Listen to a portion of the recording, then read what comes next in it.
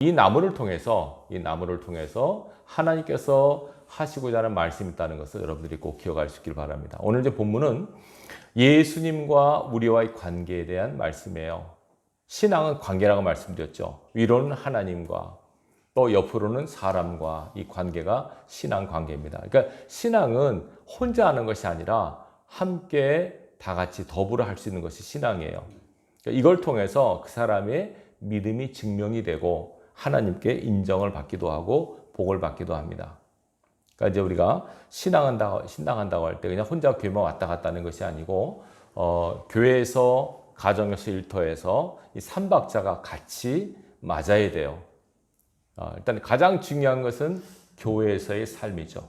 예배죠, 예배. 그래서 우리가 오늘 이 말씀을 통해서 예수님께서는 뭘 말씀하고자 하시는가를 잘 기억할 수 있길 바랍니다. 요약하면 이겁니다.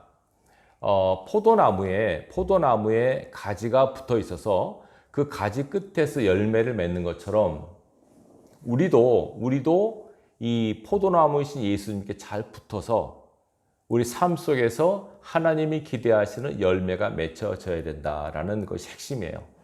그래서 오늘 본문에 보면 당신을 포도나무에 비유하시고 하나님 아버지를 농부에다 비유하셨어요.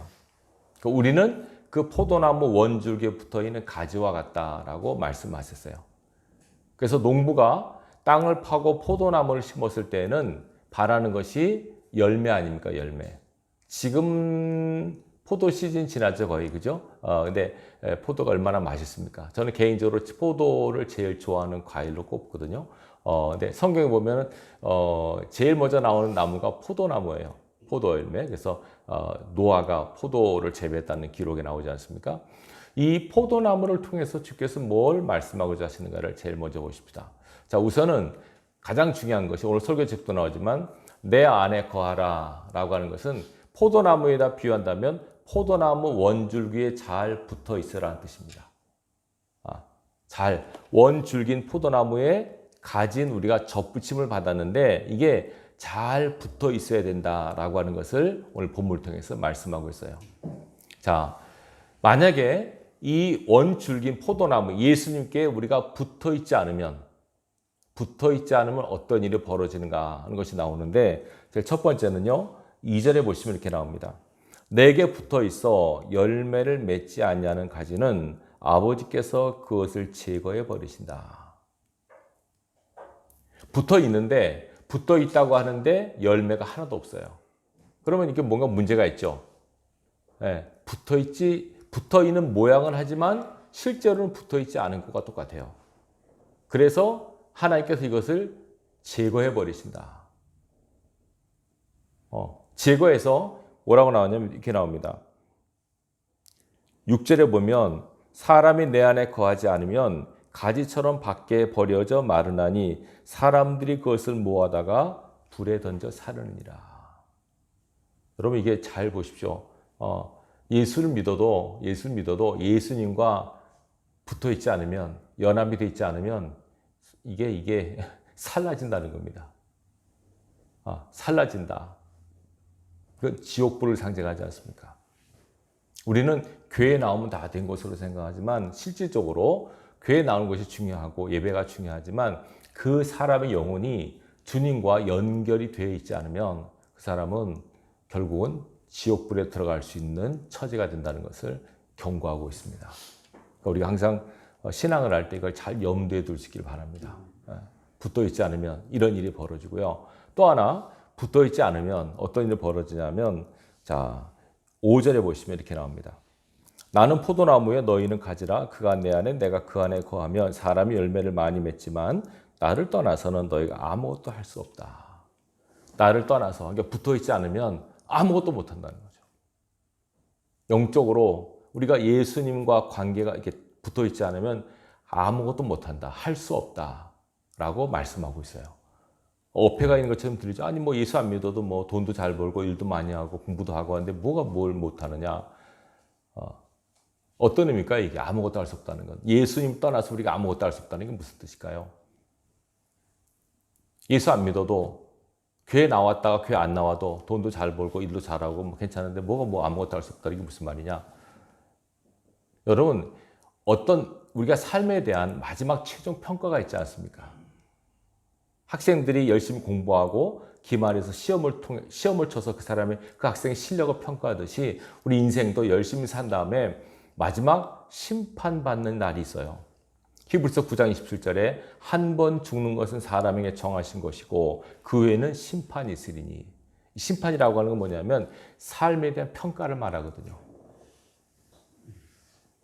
우리가 하나님 보시기에 어떤 삶을 살았는가를 하나님이 평가를 하세요. 마지막에. 그게 가장 두렵고 떨리는 시간이고 또 반대로 잘 산 사람에게 설레는 시간, 상 받는 시간이니까 그 시간이 반드시 있다고 성경은 말씀하고 있어요. 이거 예수 믿는 것이요, 이거 하나만 믿어도 잘 믿을 수 있어요. 우리 삶에는 마지막에는 우리 삶에 대한 평가가 있다. 근데 어떻게 평가하시냐면 하나님께서는 하나님과 관계되어 있지 않은 모든 것들을 헛것이라고 보십니다. 솔로몬이 고백을 했지 않습니까? 헛되고 헛되며 헛되고 헛되니 모든 것이 헛되도다. 아무것도 아니다. 아무리 돈을 많이 벌고 뭐 장수를 하고 높은 명예와 지위와 뭐 이걸 얻어도 하나님과 상관이 없다면, 예수님과 관계가 없는 일이라면 하나님께서는 그것을 아무것도 아닌 것으로 보십니다. 뒤집어 말하면 작은 일이라 할지라도 예수님과 연관이 있으면 그것을 하나님께서 인정하십니다. 그러니까 이게 주님과 관계가 없는 일은 영적으로 봤을 때 아무것도 아닌 셈이 됩니다. 이 땅에서 그 사람이 대통령을 했건 장관을 했건 뭐 국회의원을 했건 재벌이 됐건 뭐 높은 명예와 지위를 가졌건 하나님 앞에 섰을 때 그 사람이 예수님과 아무 관련이 없이 그 일을 했다면 하나님께서는 아무것도 아닌 것으로 여기세요. 그렇지만 우리가 신앙 안에서 예수님 안에서 산 모든 삶은 다 하나님 나라의 생명책, 상급책에 기록이 되기 때문에 예수께서 이 말하신 것은 너희가 무엇을 하느냐가 중요하지만 그보다 더 중요한 것은 너희가 어떤 상태에 있느냐가 중요하다는 거예요. 예수님과 연관된, 예수님과 딱 영적으로 결합이 된 상태에서 일을 하고 삶을 살라고 우리에게 말씀하는 거예요. 그러니까 우리가 제일 중요한 건 내가 무엇을 하느냐, 어떻게 사느냐보다도 예수님과 연관이 있느냐, 내가 지금 예수님과 딱 관계를 맺고 있느냐 하는 것을 늘 점검할 수 있길 바랍니다. 우리가 주일날 와서 이거 하는 겁니다. 예배 드리는 게 뭡니까? 내가 지금 예수님과 연관이 있나? 내가 열심히 살았는데 내가 하나님 보시기에 잘 살았는가? 내가 잘 가고 있는가? 이거를 확인하고 점검하는 시간이 주일 예배예요. 이거 안 하면 안 됩니다, 여러분. 네. 여러분 차 운전하신 분은 경험하셨을 거예요. 정비를 제때 안 하면 차가 문제가 고장이 나죠. 기름 같은 것도 보면 앵꼬라 그러죠. 기름 있는 거 확인 안 하고 막 타다 보면 갑자기 서버려요. 기름이 없으니까 미리미리 기름을 넣어야 돼요. 엔진 오일 같은 경우도 미리미리 교환을 해야 돼요. 우리 삶도 똑같아요. 항상 스스로 삶을 체킹하지 않으면 자기도 열심히 살긴 살았는데 허망한 거예요. 여러분 우리 가운데 마지막에 인생을 떠날 때 내 코에서, 내 코끝에서 내 숨이 거두어져 갈 때 아이고 헛되게 살았네 이런 말을 하는 분이 한 분도 없길 바랍니다. 헛살았어. 잘못 살았어. 자식 키운 거 다 소용없어. 돈 모은 거 다 소용없어. 그 명예 지위 아무것도 아니었어. 이런 말하는 분이 한 분도 안 계시길 바랍니다. 의미가 있어서, 보람되어서, 잘 살았어. 좋은 인생이었어. 아름다운 시간이었어. 라고 고백할 수 있는 여러분의 삶이 되시길 바랍니다. 분명히 말합니다. 예수님과 관계가 없는 삶은 아무것도 아닙니다, 여러분. 그러니까 여러분 예수님 안 믿는 사람의 삶에 대해서 전혀 부러워하거나 시기 질투할 필요가 아무것도 없습니다.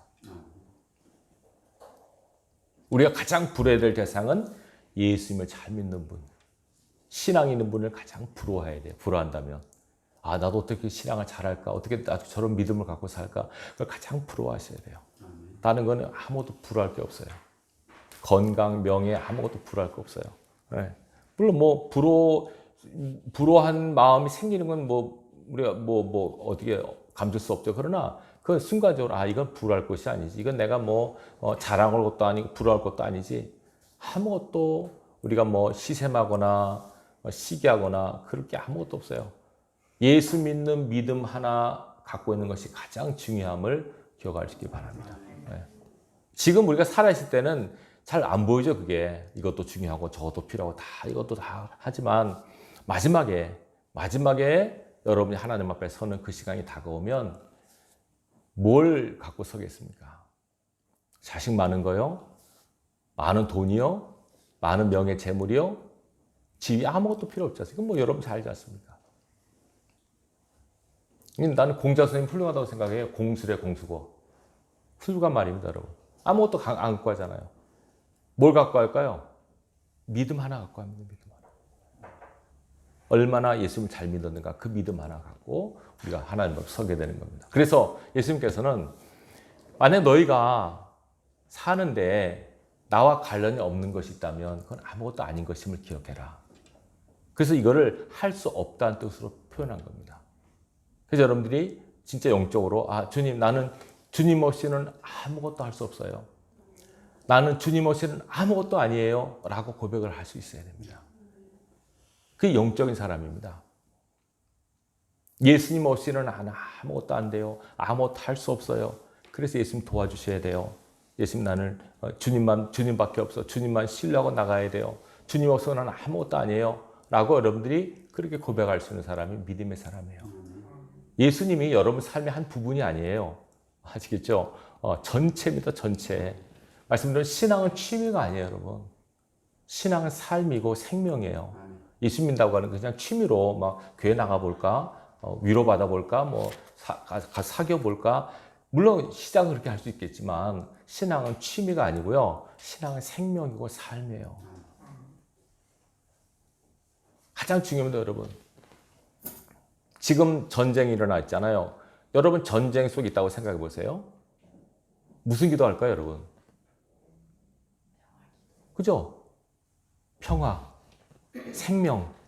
무슨 기도할까요? 거기서 뭐 높은 집이, 공부 잘하기 위해서 돈 많이. 전쟁 때 생명을 앞에 놓고서 그런 기도가 소용없어요, 여러분. 총알이 왔다 갔다 하고 생사가 오락가락하는데 뭐 거기서 뭐 돈 많이 벌게 해주세요. 우리 자녀 건강했어요. 그런 기도 하겠습니까? 살려주세요. 빨리 전쟁 끝나게 해주세요. 하나님께 그렇게 기도할 수밖에 없어요. 생명이 가장 중요하니까. 여러분, 우리가 살아가면서 무엇이 가장 중요한지를 아는 것이 지혜거든요. 가장 중요한 건 생명이에요, 여러분. 내가 여러분 살았다, 생명이 있다는 것이 굉장히 큰 축복임을 기억하시기 바라요. 내가 지금 살아있습니다. 살아서 호흡하고 있고, 내가 일하고 있고, 내가 존재한다는 이 자체가 얼마나 귀하고 축복이고 영광인지를 아시기 바랍니다. 사단은요, 이걸 못 깨닫게 해요. 그래서 비교하게 해서 또 살았으면 뭐해, 가난한데, 살았으면 뭐해, 아픈데. 그건 사단의 목소리예요. 아프건 뭐 가난하건 살아있다는 것이 기회고 축복이고 은혜예요. 생명처럼 귀한 게 없어요. 죽으면 아무 은혜 없어요. 성경 뭐라 합니까? 살아있는 개가 죽은 사자보다 낫다 그러지 않습니까? 아무리 개래도 죽은 사자는 아무 의미가 없어요. 살아있는 개가 낫죠. 생명이 그렇게 소중하고 중요하다고 하는 걸 기억하시기 바라요. 근데 이 생명이 의미가 있기 위해서는 생명이 참 생명이신 예수가 연결이 되어 있어요. 여러분들 꼭 예배 때마다 나는 예수님과 연결이 되어 있는가, 연합이 되어 있는가를 확인할 수 있길 바라요. 한 주간 동안 살았는데 예수님 없이 살았다. 그럼 빨리 다시 예수님 붙잡으셔야 돼요. 빨리 예수님과 연결을 시켜야 돼요. 내 영이 예수님과. 이게 안 되면 안 돼요, 여러분. 나중에 이거 없이 막 살다가 후회하면 안 됩니다. 항상 내 영혼은 예수님과 연관이 되어 있다는 확증을 하시고 신앙하시기 바라요. 한 주간 동안 막 살았어요. 예수님 없이 살았어요. 그리고 딱 주일날 예배 드리면서 예수님, 내가 정신없이 사느라 예수님 다 잊어먹고 살았네요. 그래도 나 예수님 믿어요. 예수님 나 사랑합니다. 주님 나 아시죠? 이 주일날 예배에 와서 이거 한번 꼭 확인하셔야 돼요. 자꾸 이걸 확인하지 않으면 안 돼요. 어린아이가 엄마를 자꾸 확인하잖아요. 어린아이가 엄마 어디 있어? 엄마 확인하듯이 항상 그런 마음으로 사셔야 돼요. 아시겠죠? 우리는 주님 없이는 살 수 없는 사람들이에요. 네. 주님 없이도 잘 산다는 것은 그건 헛된 거고요. 말씀드렸지 않습니까? 지구상에 태어난 사람 중에서 가장 행복한 사람이 솔로몬이에요. 그렇죠, 여러분? 솔로몬처럼 행복한 사람은 없어요. 모든 걸 다 누린 사람, 제가 얘기하지 않습니까? 나 같은 사람이 없다고. 왕자로 태어났죠. 부인이 1000명이죠. 건강했죠. 최고의 지혜자죠. 최고의 돈을 맞은 가 솔로몬처럼 부자가 없지 않습니까? 그 사람이 다 산 다음에 고백한 게 뭡니까? 하나님 없이 이것이다 아무것도 아니더라. 이게 헛되도다. 이걸 참고하셔야 돼요.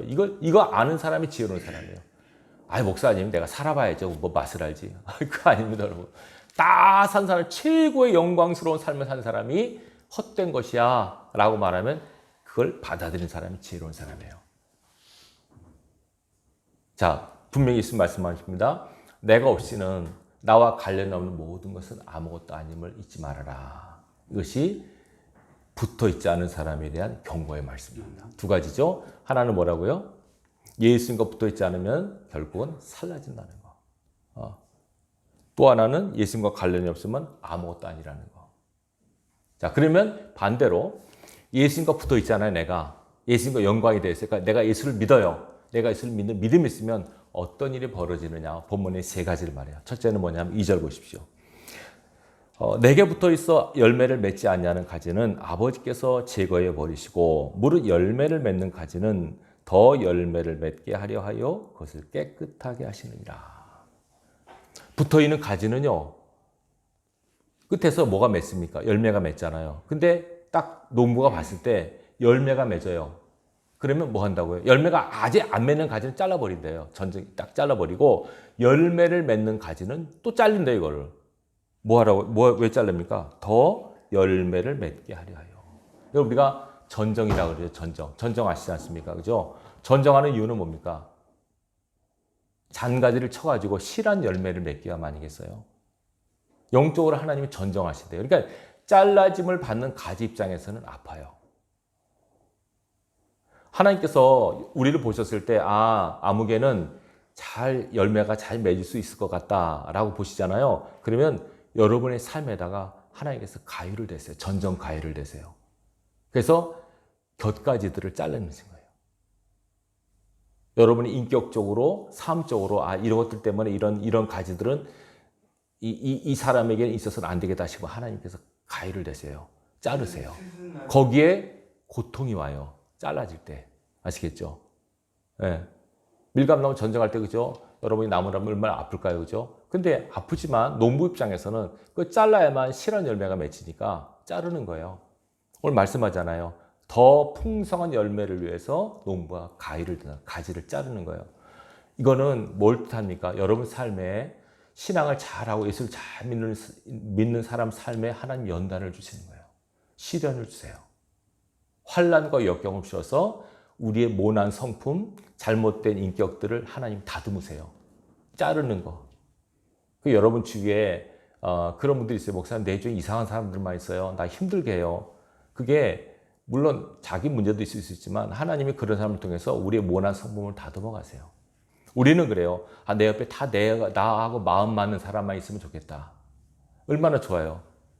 근데 내가 이런 말 하니까 목사님, 우리 마누라하고도 마음이 안 맞습니다. 그러더라고요. 맞는 말이에요. 남편, 아내하고도 마음이 안 맞죠.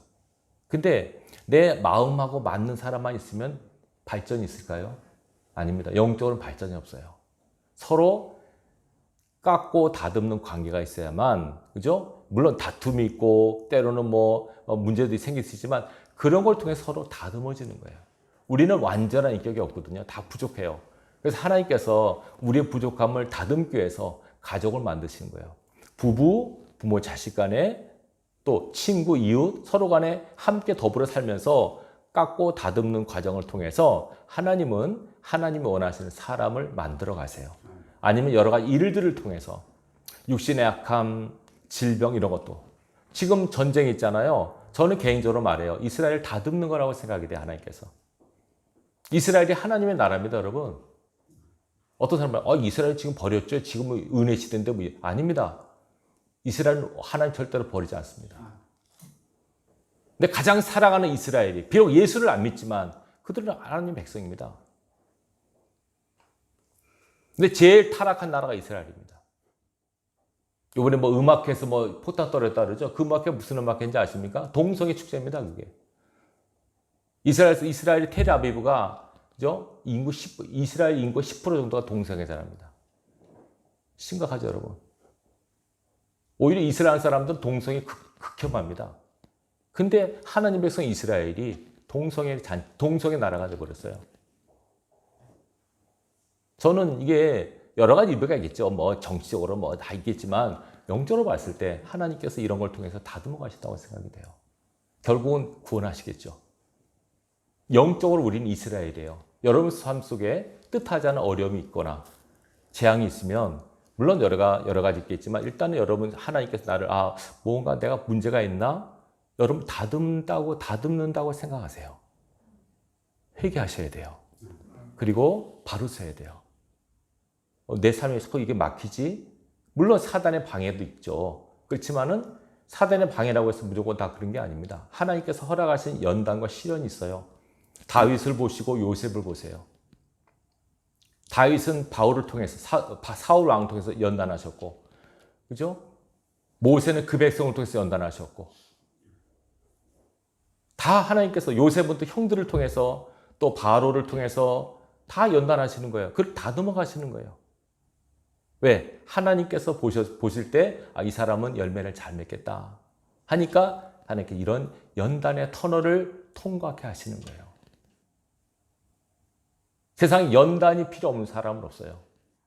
누구 보면 할까요? 하나님 제일 자랑한 사람이 있어요. 성경에. 마귀에게 자랑해서 하나님께서 너 이 사람 봤니? 이 사람 같은 사람 없어. 누구죠? 욥이죠. 사단에게 자랑했어요. 사단에게 너 욥 봤어? 이처럼 순전하고 정직하고 하나님을 경외하고 악에서 떠난 사람이 세상에 없어. 근데도 욥이 어때요? 시련을 겪잖아요. 이유를 모르는 고난을 겪잖아요. 왜요? 하나님 허락하신 고난이 그게. 그래서 그도 하나님 다듬어 가시는데 우리같이 부족한 인격, 모난 성격한 사람은 뭐 더 말할 필요가 있겠어요.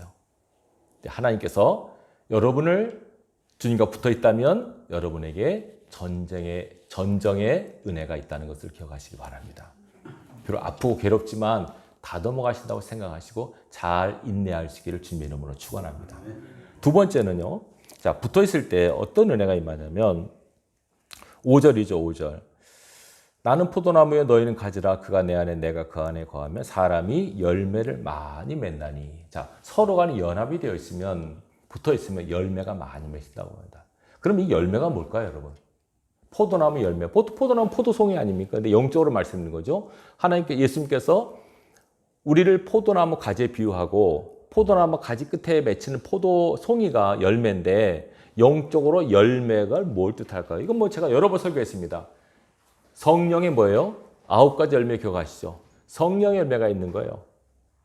사랑의 열매, 화평, 희락, 오래 참음, 자비, 양선, 충성, 온유설 이런 인격적 열매가 우리 삶에서 맺히는 겁니다.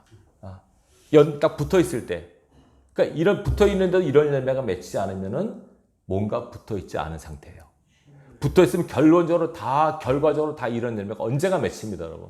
그러니까 여러분 삶 속에서 이런 열매가 맺히는가 안 맺힌가를 확인할 수 있길 바라요. 여러분 교회에서뿐만 아니라 가정에서나 일터에서 이런 인격적 열매가 없으면 하나님께서 너는 왜 열매가 없느냐라고 반드시 물으세요. 열매를 요구하신다니까요. 영적으로. 붙어있는 증거, 삶 속에서 이런 열매가 맺힌다는 것을 분명히 주께서 말씀하고 있어요. 세 번째는요. 마지막으로 7절 보십시오. 붙어있을 때 어떤 결과가 있느냐. 너희가 내 안에 거하고 내 말이 너희 안에 거하면 무엇이든지 원하는 대로 구하라. 그리하면 이루리라. 이거는 기도 응답의 축복을 말해요. 여러분 기도하는 사람의 목적이 응답 아니겠어요? 기도 응답을 어떻게 받느냐? 이겁니다. 너희가 내 안에 거하고 내 말이 너희 안에 거하는 거. 이것이 바로 응답의 비결임을 말씀하고 있어요. 그러니까 우리가 응답이 없는 이유 중에 하나가 혹시 내가 주님과 연결되어 있지 않는 것이 있는가? 내가 주님 안에 거하고 있는가? 거가 있지 않는가? 이걸 확인할 수 있길 바라요. 그러면 내 안에 거하라라는 오늘 설교 제목인데 내 안에 거하라고 할 때 이걸 내 안에 거하라는 말이 무슨 뜻인가? 첫째, 물리적으로 내 안에 예수님 안에 거하라는 것은 물리적으로 여러분 교회 안에 있는 걸 뜻해요. 이해되시겠죠? 교회는 주님의 몸입니다. 내 안에 있으란 말은 너희가 교회 안에 있으라. 이 공동체 안에 거해야 된다는 것을 말씀하고 있어요. 교회를 떠난다는 것은 예수님을 떠난다는 것을 뜻해요.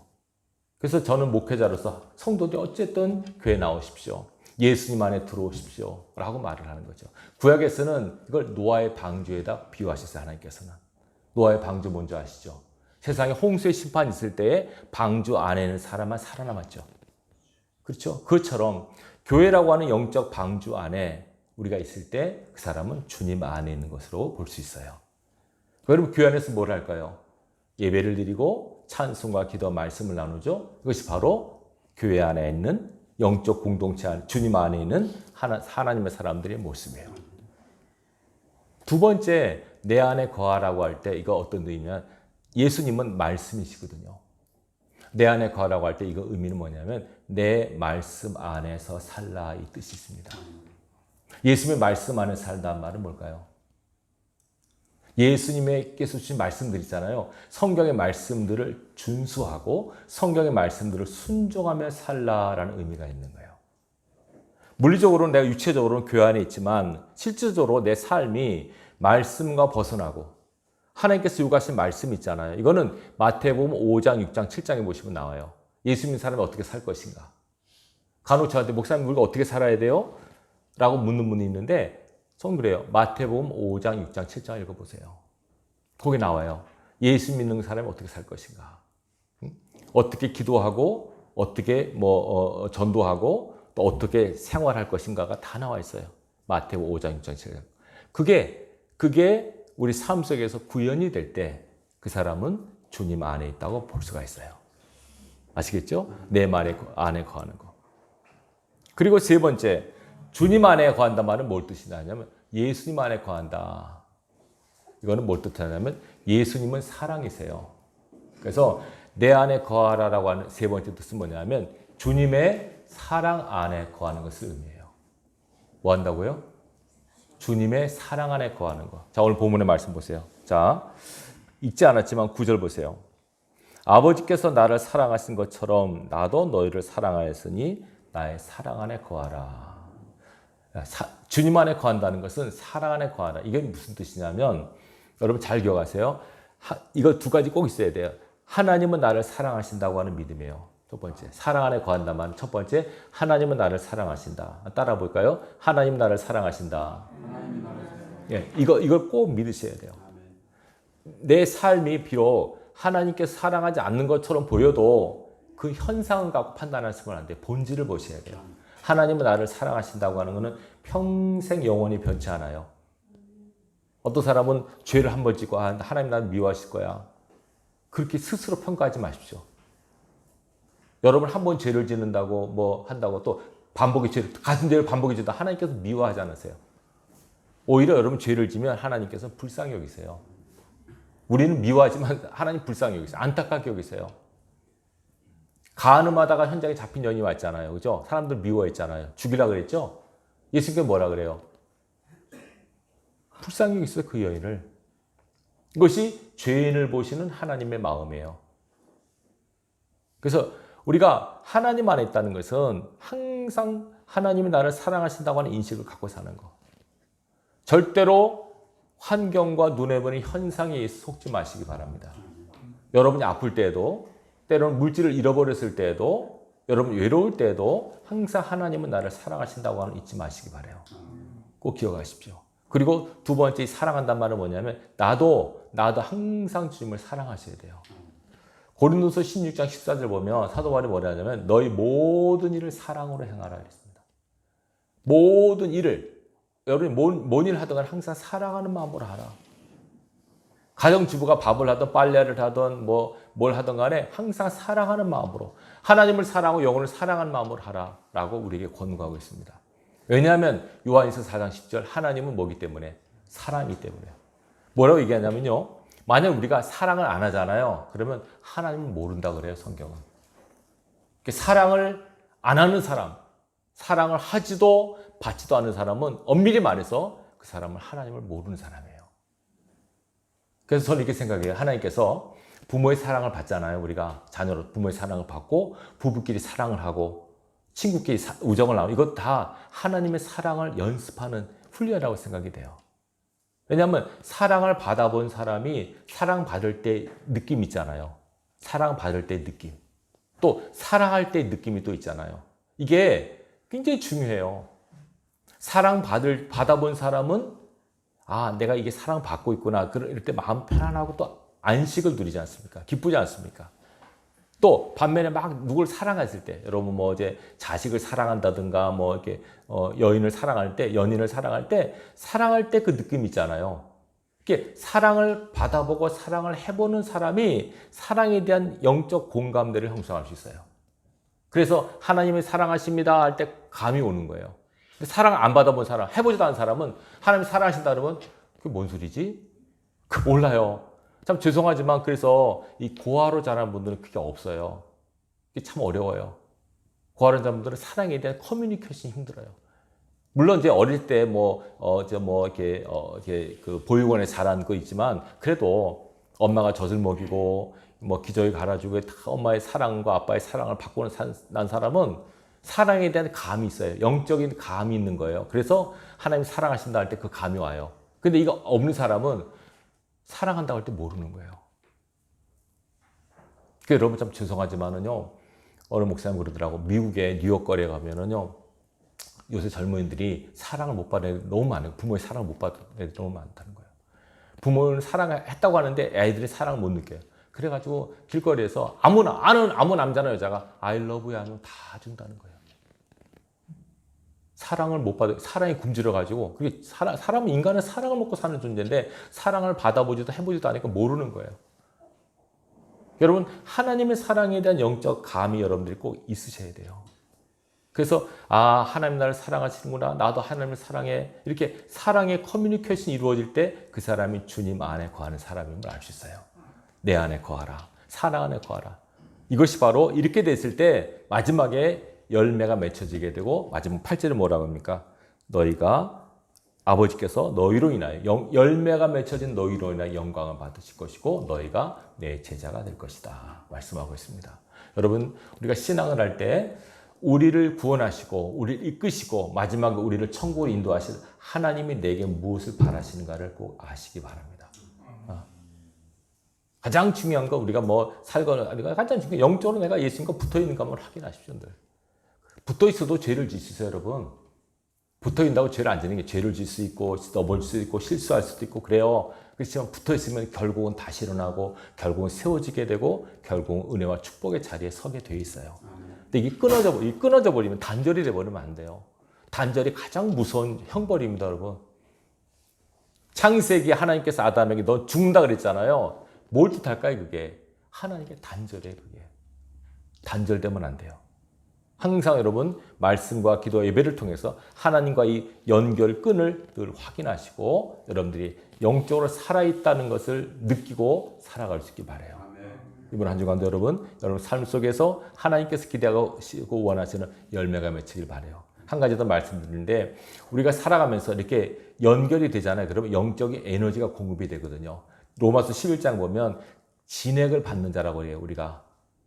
포도나무 뿌리로부터 진액이 올라와서 이 가지 끝에까지 영양가가 올라가잖아요. 그러듯이 예배를 통해서 이 영양가가 공급이 돼요. 여러분 삶 속에서. 말씀 듣고 기도하고 찬양하는 가운데 영적인 성령의 에너지가 능력이 여러분 삶 속에 공급이 되어서 우리가 하나님의 뜻대로 말씀대로 살아갈 수 있게 하는 거예요. 여러분들이 이 에너지의 공급을 잘 받으셔서 이번 한 주간 또 힘있게 살아갈 수 있길 바랍니다. 내일부터 새벽기도 여러분 참석하셔가지고요. 영적인 힘을 공급받으세요. 기도 응답도 중요하지만 저는 개인적으로 생각할 때 여러분의 삶에서 죄 안 짓고 승리하게 살아가는 힘이 필요해요.